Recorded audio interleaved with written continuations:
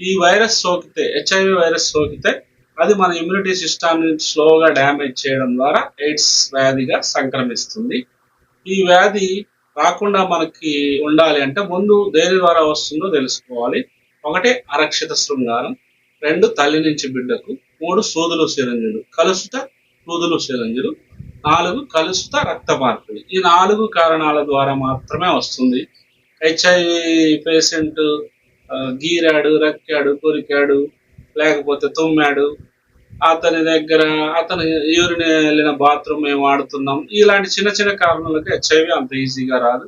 HIV అనేది HIV రోగి నుంచి చెమట ద్వారా, కన్నీరు ద్వారా, యూరిన్ ద్వారా, వీటి ద్వారా అసలు వ్యాప్తి చెందదు. ఓన్లీ రక్తం ద్వారా మాత్రమే వ్యాప్తి చెందుతుంది.